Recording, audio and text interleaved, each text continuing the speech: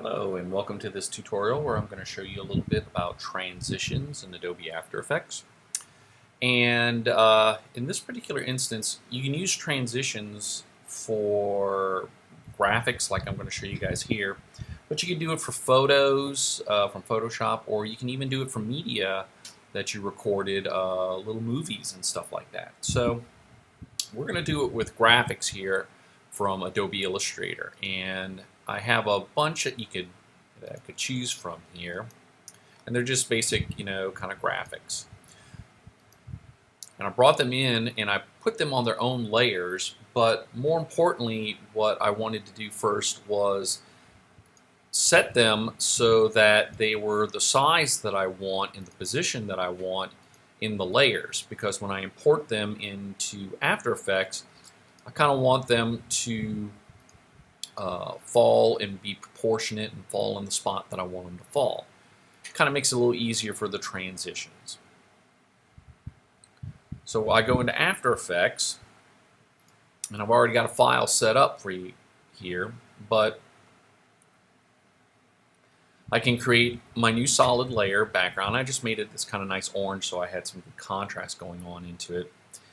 And I've already set up most of the transitions to kind of feature, but what I really want to do is kind of walk you through how to get a transition effect onto an object. So we're going to scroll through here till I get to the watch, because it's the only one that doesn't have a transition on it yet. So I don't make this demo very long by going through all the transitions. So I'm going to select the watch layer, and if you've got a left-handed click mouse, you'll click your right-click it rather. But I'm going to hold Control-click on the Mac and click on the layer, and I'm going to go to Effect, and I'm going to scroll down to Transition, and it gives me a bunch of different transitions that I can do. In this particular case, since it's a watch, and thinking in terms of how watch hands scroll around, I'm going to use a radial wipe. And when I select it, it's going to give me my effects feature right here above the transform features. Now again, I'm setting all this up so that it is nothing but transitions rather than transform effects. So I want to stress that. So I'm going to click on effects, and there's radial wipe. I'm going to open it up a little bit more. And right here, the transition completion, it's by default 0%, meaning that nothing has happened yet. And 100% means that the transition is complete. So I'm going to click and add a keyframe. And we're going to start this off, since I wanted to start off with the transition. I'm going to set it to 100%. So that way, when it hits this part of the timeline, it's going to start with the transition rather than just have the watch pop in and suddenly appear. It's the whole concept of the transition. I'm making it transition into the animation through the radial wipe. I'm going to scroll a little bit farther down the timeline. I'm going to click right over here and add another keyframe, and I'm going to set it to 0. So the transition is complete. But what I want to do is I want it to hold and then transition out again using the same transition. So in that case, I'm going to scroll down my timeline a little further, add another keyframe. I'm going to keep it at 0 so that it holds it. In other words, it's going to transition in, it's going to hold it, it's going to hold it, and then when I get to the end of the animation, I'm going to add another keyframe, and I'm going to set it to 100% again so that it transitions out. So that now it will transition in,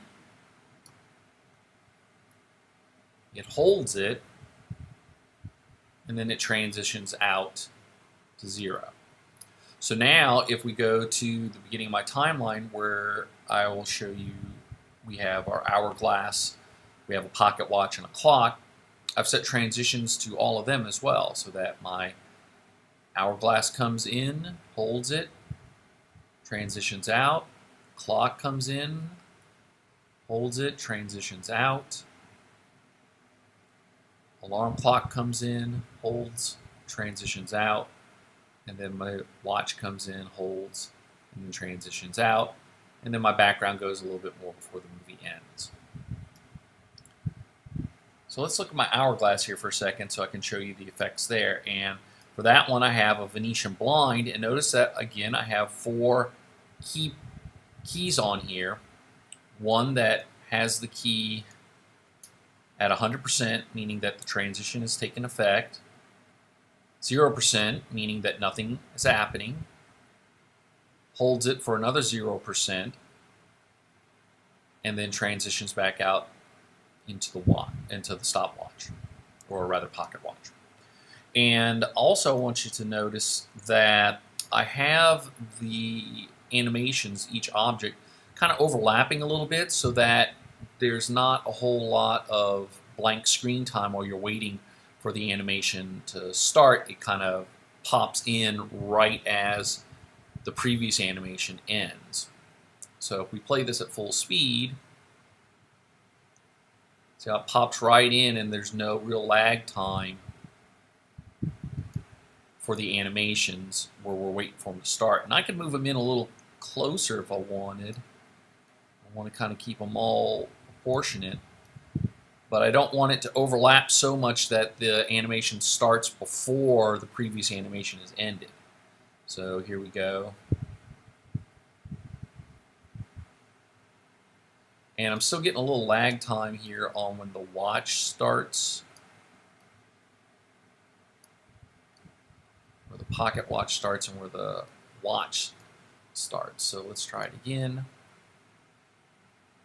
Again, I want it to pop like right after the animation is done. Yeah, that's a lot better. I'll just run it through one more time. Stuff like this, and you probably have seen these all the time on TV and things like that, and that's all they are, is they're just transitions. And again, if I control or right click and go to effects, transition, I get a bunch of ones that I can pick. And I want to show you one more with the pocket watch, and actually let's adjust my time a little bit more. And as I've told you guys before, that a lot of the animations and work in After Effects is building the pieces and then tweaking it like I'm doing here. So let's play that real quick. I could still move the pocket watch and everybody up a little bit more. And if I watch on the timeline, I can kind of see it a little bit better. Here I'm just kind of estimating. So let's scrub it through one more time. There we go. Better. Getting better. So I could play with this for a long period of time, adjusting it. But what I want to do here is show you. Let's look at the pocket watch, for example. And the transform that I have there, rather the effect, is the block dissolve. So let's go to watch. And you see how it comes in as little blocks? Well, all the transitions that you see, they have ways that you can manipulate them even further. So like by default, the block width and block height, meaning the shape of the blocks here, comes in at 0, and I set mine to 30, and I could set them to bigger if I wanted. So let's set it to 70, for example, and show you. 70 is a little big for what I want, but just to kind of show you that you can go in and adjust the transition even more if you want to get the kind of look, so you're not satisfied. If you're not satisfied with how the transition looks, so like again, when I was doing this to set it up for the demo for you guys, I thought I didn't like it set at 0, so I played with it and adjusted it, and I found 30 was a nice look. Whereas I think 70 is too big, and the animation happens too soon. And so I could do this for the Venetian blinds effect that I have for. Again, I can control the direction. I can control the width if I want them to be bigger or smaller. So don't feel that you have to set for the defaults either. And again, a lot of what comes in with these things in After Effects is the adjustments of them afterwards. So like I'm going to play with this guy a bit and see how in my timeline this is showing me where the watch is going to start coming in at. And so optically I want it to start even a little sooner than that. And so I might scrub it on my timeline to see where one starts. And see how like right here the watch is ended. And then I scrub in and now the clock starts. So I actually want it in a little bit further so that when the watch ends, see how it starts immediately? That's what I kind of want. And so like right there is where the pocket watch ends, and so I'm going to start my animation like right after it ends. So let's play this now and see what it looks like.